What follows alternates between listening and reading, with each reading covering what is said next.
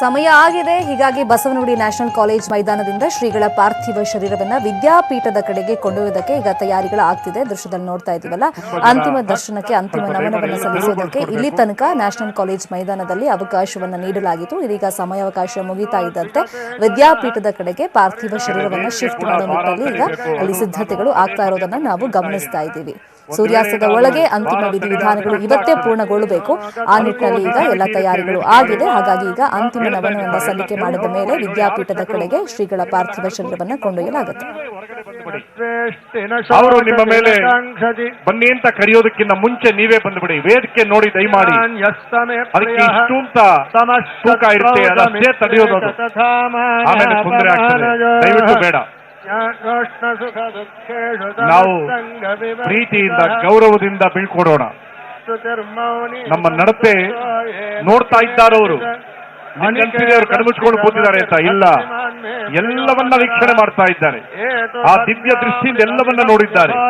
ರಾಮನ ಬಳಿ ಹೋಗಿರುವ ಅವರು ಎಲ್ಲವನ್ನ ವೀಕ್ಷಣೆ ಮಾಡ್ತಾ ಇದ್ದಾರೆ. ಬೇಡ, ಗೌರವವನ್ನು ಕೊಡೋದು ನಾವು ಮೊದಲು ಕಲ್ತ್ಕೋಬೇಕು. ಮೊಬೈಲ್ ದಯವಿಟ್ಟು ಮೊಬೈಲ್ ಸ್ವಿಚ್ ಆಫ್ ಮಾಡಿ ಪ್ಲೀಸ್.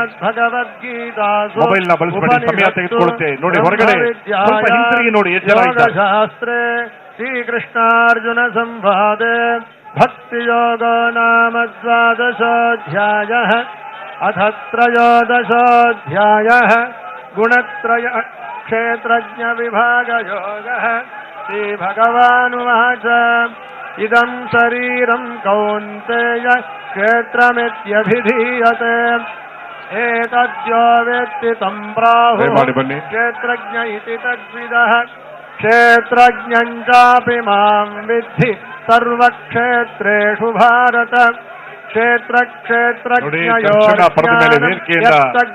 ಜಾಗವನ್ನ ತೆರವುಗೊಳಿಸಿಕೊಡಿ. ಬಹಳ ಕಷ್ಟ ಆಗುತ್ತೆ. ಕ್ಷೇತ್ರಂ ಯಚ್ಚ ಯಾದೃಚ್ಛ ಯದ್ವಿಕಾರಿ ಯತಶ್ಚಯತ್ ಎಲ್ಲೂ ಮಾಧ್ಯಮದಲ್ಲಿ ಚಿತ್ರೀಕರಣ ಆಗ್ತಾ ಇದೆ, ಅದು ಕೂಡ ಗಮನದಲ್ಲಿರಲಿ.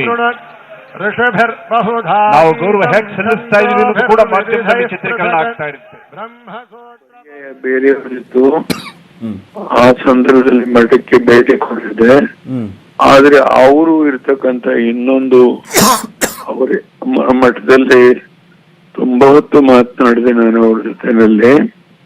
ಅವರು ಅದೇ ಕೊನೆ ಸಂದರ್ಶನ ಅವ್ರನ್ನ ನೋಡ್ತಕ್ಕಂಥದ್ದು. ಅವ್ರ ಬಗ್ಗೆ ಒಂದೇ ಮಾತು ಹೇಳೋದಾದ್ರೆ, ಅವರು ಅಯೋಧ್ಯೆಯಲ್ಲಿ ರಾಮನ ದೇವಸ್ಥಾನ ಕಟ್ಟಲೇಬೇಕು ಅನ್ನೋ ಮಹತ್ತರವಾದಂತಹ ಆಕಾಂಕ್ಷೆ ಇತ್ತು. ಮೊನ್ನೆ ಸುಪ್ರೀಂ ಕೋರ್ಟ್ ಬಂದ ಮೇಲೆ ಅವರ ಮನಸ್ಸಲ್ಲಿ ಸಮಾಧಾನ. ಆದ್ರೆ ಪರಮಾತ್ಮ ಅಯೋಧ್ಯ ದೇವಸ್ಥಾನದ ನಿರ್ಮಾಣ 4-5 ತಿಂಗಳಲ್ಲಿ ಆಗಿರ್ತಕ್ಕಂಥ ಭಾವನೆಯನ್ನು ಗೃಹ ಮಂತ್ರಿ ವ್ಯಕ್ತಪಡಿಸಿದ್ರು. ಅದನ್ನ ನೋಡ್ತಕ್ಕಂಥ ಅವಕಾಶ ಅವರಿಗೆ ಸಿಕ್ತಿಲ್ಲ. ಆದ್ರೂ ಅವರು ರಾಮನಲ್ಲಿ ಕೃಷ್ಣನಲ್ಲಿ ಯಾವಾಗ್ಲೂ ಅವರ ಒಂದು ಚಿಂತನೆ ಈ ಸಮಾಜದಲ್ಲಿ ಇಂಥ ಒಂದು ವ್ಯವಸ್ಥೆ ಇದ್ರೆ ಮಾತ್ರ ಸಮಾಜ ಒಳ್ಳೆ ರೀತಿಯಲ್ಲಿ ನಡ್ಕೊಳ್ಳುತ್ತೆ ಅಂತ ಹೇಳಿ ರಾಮ ಅಥವಾ ಕೃಷ್ಣನ ಬಗ್ಗೆ ಚಿಂತನೆ ಮಾಡತಕ್ಕಂತ ಹಿರಿಯ ಚೇತನ ಇವತ್ತು ಅವರು ನಮ್ಗೆಲ್ಲರೂ ಮಾರ್ಗದರ್ಶಕರಿದ್ದಾರೆ. ಅಂತ ವ್ಯಕ್ತಿ ಅನೇಕ ಜನ ಭಕ್ತಾದಿಗಳನ್ನ ನೋಡ್ತಾ ಇದ್ದೇನೆ ದೃಷ್ಟಿ ಮಾಧ್ಯಮದಲ್ಲಿ. ಅವರು ಮೋಕ್ಷಕ್ಕೆ ಅವನ ಸಾನ್ನಿಧ್ಯಕ್ಕೆ ಹೋಗಿದ್ದಾರೆ ಅನ್ನೋ ವಿಶ್ವಾಸ ನಮಗಿದೆ. ಆದ್ರೆ ಅವ್ರನ್ನ ಕಳ್ಕೊಂಡಂತ ನೋವು ನಮ್ಮೆಲ್ಲರಿಗೆ ಇದೆ. ಸರ್, ಇನ್ನೊಂದು ವರ್ಷದ ಆರಂಭದಲ್ಲಿ ಸಿದ್ಧಗಂಗಾ ಶ್ರೀಗಳನ್ನ ಕಳ್ಕೊಂಡ್ವಿ, ವರ್ಷದ ಅಂತ್ಯದಲ್ಲಿ ವಿಶ್ವೇಶ ತೀರ್ಥ ಶ್ರೀಗಳನ್ನ ಕಳ್ಕೊಂಡಿದ್ದೀವಿ. ನಿಜಕ್ಕೂ ಇದು ಕರ್ನಾಟಕದ ಪಾಲಿಗೆ ಒಂದು ದೊಡ್ಡ ದುರಂತಗಳು ಅಂತಾನೆ ಕಾಣಿಸುತ್ತೆ ಅನ್ಸುತ್ತೆ. ನಾನು ಒಂದೇ ಮಾತು ಹೇಳೋದಾದ್ರೆ, ಇದು ದುರಂತ ಅನ್ನೋದ್ರ ಬಗ್ಗೆ ಎರಡು ವಿವಾದ ಇಲ್ಲ. ಆದ್ರೆ ನಾವೆಲ್ಲರೂ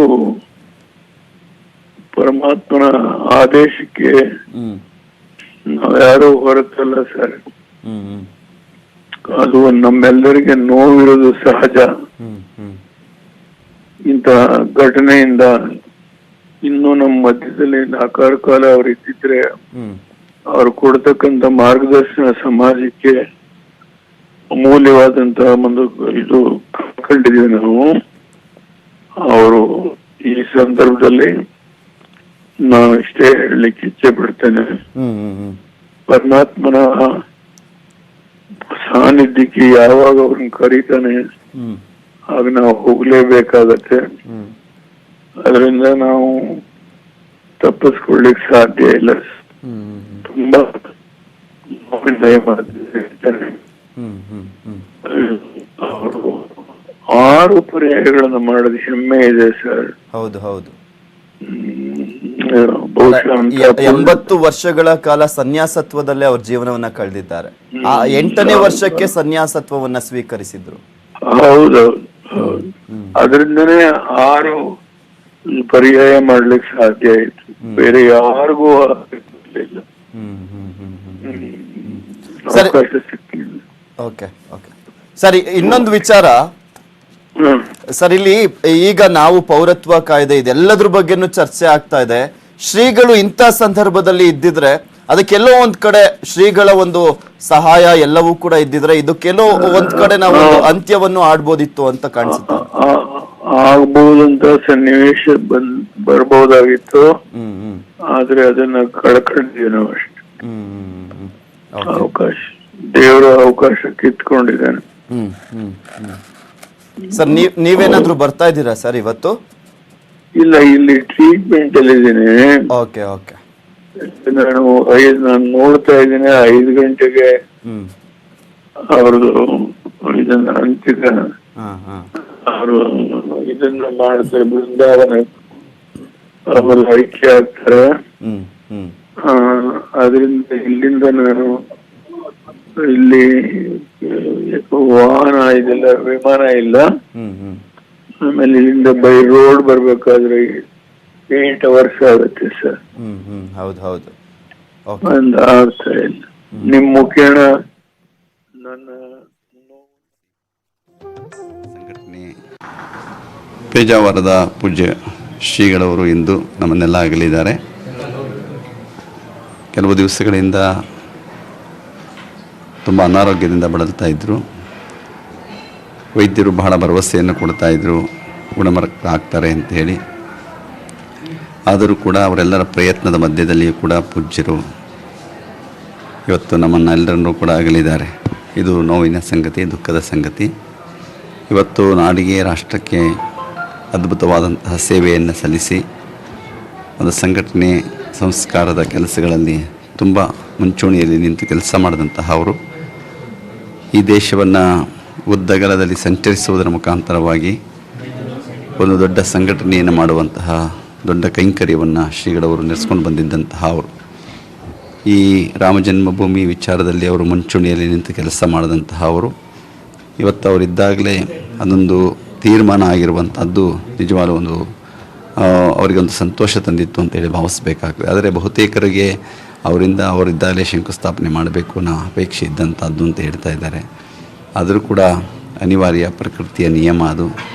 ಅದರವರು ದೀರ್ಘ ಆಯುಷ್ಯಗಳಾಗಿ ಅವರ ಸಾರ್ಥಕವಾದಂತಹ ಸೇವೆಯನ್ನು ಸಲ್ಲಿಸಿ ದೊಡ್ಡ ಸಂತರಾಗಿ ಅಧ್ಯಾತ್ಮದ ಸಾಧನೆಯನ್ನು ಮಾಡಿ ಅದರ ಜೊತೆಗೆ ಸಾಮಾಜಿಕ ಕಳಕಳಿಯನ್ನು, ಸೇವಾ ಕೈಂಕರ್ಯಗಳನ್ನು ನಡೆಸ್ಕೊಂಡು ಬಂದಂತಹ ಅವರು ಅವೆಲ್ಲವೂ ಕೂಡ ಇವತ್ತು ಆದರ್ಶವಾಗಿ ನಡ್ಕೊಂಡು ಬರ್ತಾ ಇರುವಂಥವೆ.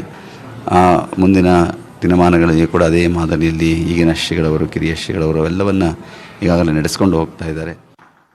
ಶರೀರದ ರಚನೆ ಮತ್ತು ಅವರ ಉತ್ತಮ ಆರೋಗ್ಯಗಳಿದ್ದರಿಂದ ಅವರು ದೀರ್ಘಾಯುಷಿಗಳಾಗಿರ್ತಾರೆ ಅಂತಕ್ಕಂತಹದ್ದೆಲ್ಲದೂ ನಿರೀಕ್ಷೆ ಇತ್ತು. ಆದರೆ ಅನಿವಾರ್ಯವಾಗಿ ಅನಾರೋಗ್ಯದ ಕಾರಣದಿಂದಾಗಿ ಅವರಿವತ್ತು ದೈವಾಧೀನರಾಗಿದ್ದಾರೆ. ಆಸ್ಪತ್ರೆಯಲ್ಲಿ ಕಳೆದ ಕೆಲವು 9-10 ದಿವಸಗಳಿಂದ ಇದ್ದು ಚಿಕಿತ್ಸೆ ಫಲಕಾರಿಯಾಗದ ಕಾರಣದಿಂದಾಗಿ ಇವತ್ತು ಅವರು ದೇಹತ್ಯಾಗ ಮಾಡಿದ್ದಾರೆ. ಪೇಜಾವರ ಶ್ರೀಗಳು ಅಗಲಿರ್ತಕ್ಕಂತಹದ್ದು ನಮ್ಮ ಒಂದು ಸಂತ ಪರಂಪರೆಗೆ ಒಂದು ತುಂಬಲಾರದ ರಾಷ್ಟ್ರ ಅಂತಂದರೆ ಅತಿಶಯೋಕ್ತಿಯ ಮಾತಾಗಲಾರ್ದು. ಅವರೊಬ್ಬರು ಯತಿಗಳಾಗಿ ಧರ್ಮ ಮತ್ತು ಆಧುನಿಕತೆಯನ್ನು, ಪರಂಪರೆ ಮತ್ತು ಆಧುನಿಕತೆಯನ್ನು ಹೇಗೆ ಸಮನ್ವಯಗೊಳಿಸ್ಕೊಂಡು ಹೋಗಲಿಕ್ಕೆ ಸಾಧ್ಯ ಅನ್ನೋದಕ್ಕೆ ಒಂದು ಉದಾಹರಣೆ ಅಂತ ಇದ್ದಂಥವರು. ಉಡುಪಿಯ ಅಷ್ಟಮಠಗಳು ಹಾಗೂ ಮಾಧ್ವ ಪರಂಪರೆಯ ಎಲ್ಲ ಮಠಗಳಲ್ಲಿ ಒಂದು ಹೊಸ ಇತಿಹಾಸವನ್ನು ಬರೆದಂಥವರು ಪೇಜಾವರ ಶ್ರೀಗಳು ಅಂತಂದರೆ ಅದು ಉತ್ಪ್ರೇಕ್ಷೆಯ ಮಾತಾಗೋದಿಲ್ಲ. ಒಂದು ಸಾಂಪ್ರದಾಯಿಕ ಮಠದ ಪೀಠಾಧಿಪತಿಗಳಾಗಿ ಎಲ್ಲ ಸಾಮಾಜಿಕ ಸಂಗತಿಗಳ ಜೊತೆ ತಮ್ಮನ್ನು ಸಮೀಕರಿಸಿಕೊಂಡು ಒಂದು ವಿಶೇಷವಾದ ಛಾಪನ್ನು ಜನಮಾನಸದಲ್ಲಿ ಮೂಡಿಸಿದಂಥವರು. ಅವರ ಜಪ ತಪಾದಿಗಳು ಪೂಜೆ ಅನುಷ್ಠಾನಗಳಿಗೆ ಯಾವುದೇ ಕೊರತೆಯಾಗದ ಹಾಗೆ ಅದನ್ನು ಪಾಲಿಸಿಕೊಂಡು ಸಮಾಜದ ಎಲ್ಲ ಸ್ತರದ ಜನರ ಕ್ಷೇಮಕ್ಕೋಸ್ಕರ ಇಡೀ ಬದುಕನ್ನು ಮುಡಿಪಾಗಿಟ್ಟಂಥವರು. ಶಾರೀರದ ರಚನೆ ಉಡುಪಿಯ ಪೇಜಾವರ ಸ್ವಾಮಿ ವಿಶ್ವೇಶ ತೀರ್ಥ ಸ್ವಾಮಿಯವರು ಇವತ್ತು ನಮ್ಮನ್ನು ಶಾರೀರಿಕವಾಗಿ ನಮ್ಮನ್ನು ಬಿಟ್ಟಿದ್ದಾರೆ, ಆದರೆ ಆಧ್ಯಾತ್ಮಿಕವಾಗಿ ಅಂತರಾತ್ಮದಲ್ಲಿ ನಮ್ಮನ್ನು ಬಿಟ್ಟಿಲ್ಲ. ಅವರು ನಮ್ಮಲ್ಲೇ ಇದ್ದಾರೆ. ಶ್ರೀಕೃಷ್ಣಾಯ ವಾಸುದೇವಾಯ, ಕೃಷ್ಣನ್ ನೆನೆಸ್ಕೊಂಡ್ರೆ ಅವ್ರ ಜ್ಞಾಪಕ ಬರುತ್ತೆ. ನಾನು 11 ವರ್ಷದಿಂದಲೂ ಕೂಡ ಅವರನ್ನು ನಾನು ಬಲ್ಲೆ. ಅಂದರೆ ಅವರ ಒಂದು ಚಾತುರ್ಮಾಸ 19ನೇ ವರ್ಷದ ಚಾತುರ್ಮಾಸ ಮಾಡ್ತಿದ್ದಾಗ ಅವರ ಜೊತೆಯಲ್ಲಿ ನಾನು ಚಾಮುಂಡಿ ವನದಲ್ಲಿ ಜಯಚಾಮರಾಜೇಂದ್ರ ಒಡೆಯರು ಕಟ್ಟಿಸಿರ್ತಕ್ಕಂಥ ಒಂದು ಚಾಮುಂಡಿ ವನದಲ್ಲಿ ತಿರುವನಂತಪುರದಲ್ಲಿ ಯಾರು ಟ್ರಸ್ಟಿ ಆಗಿದ್ದರು ಆ ದೇವಸ್ಥಾನದಲ್ಲಿ ಚಾತುರ್ಮಾಸ ಮಾಡಿದ್ರು, ಇಲ್ಲಿ ಚಾಮುಂಡಿ ವನದಲ್ಲಿ. ಅಲ್ಲಿ ನಾನು ಅವರ ಜೊತೆಯಲ್ಲಿದ್ದೆ. ಇನ್ನೂ ನನಗೆ ಇವತ್ತು ನೆನಪಾಗ್ತಾ ಇದೆ ಅವರ ಉಪದೇಶಗಳು, ಅವರ ನಡೆಯತಕ್ಕಂಥ ನುಡಿ ನಡೆ ಎಲ್ಲವೂ ಕೂಡ ನನಗೊಂದು ಇನ್ಸ್ಪಿರೇಷನ್ ಆಯಿತು. ನನ್ನ ಒಂದು ಪೀಠದಲ್ಲಿ ನನ್ನ ಒಂದು ಅವತಾರದಲ್ಲಿ ಏನು ಉದ್ದೇಶಗಳಿತ್ತೋ ಆ ಉದ್ದೇಶಗಳ ಜೊತೆಗೆ ವಿಶ್ವೇಶ ತೀರ್ಥ ಸ್ವಾಮಿಯವರ ಒಂದು ಮಾರ್ಗವನ್ನು ಕೂಡ ನಾನು ಅನುಸರಿಸೋದಕ್ಕೆ ನಾನು ಪ್ರಯತ್ನ ಪಟ್ಟೆ. ಅಂತಹದ್ದು ನಾನು ಮರೆಯೋದಕ್ಕೆ ಸಾಧ್ಯವೇ ಇಲ್ಲ. ಕೃಷ್ಣ ಭಕ್ತರೆಲ್ಲರೂ ಕೂಡ ನಾನು ಇವತ್ತಿಂದ ಎಲ್ಲರಿಗೂ ಕೃಷ್ಣ ಭಕ್ತರು ಹೇಳ್ತಾ ಇದ್ದೇನೆ, ನಮ್ಮನ್ನು ಅಗಲಿಲ್ಲ. ಅವರು ಖಂಡಿತ ನಮ್ಮಲ್ಲೇ ಇದ್ದಾರೆ. ಅವರು ಸಮಾಜದ ಒಂದು ಗುರುಗಳು ಅಂತ ಬೇಕಾದ್ರೆ ಹೇಳಬೇಕು. ಉಡುಪಿಯ ಪೇಜಾವರ ಸ್ವಾಮಿ ವಿಶ್ವೇಶ ತೀರ್ಥ ಸ್ವಾಮಿಯವರು ಇವತ್ತು ನಮ್ಮನ್ನು ಶಾರೀರಿಕವಾಗಿ ನಮ್ಮನ್ನು ಬಿಟ್ಟಿದ್ದಾರೆ, ಆದರೆ ಆಧ್ಯಾತ್ಮಿಕವಾಗಿ ಅಂತರಾತ್ಮದಲ್ಲಿ ನಮ್ಮನ್ನು ಬಿಟ್ಟಿಲ್ಲ. ಅವರು ನಮ್ಮಲ್ಲೇ ಇದ್ದಾರೆ.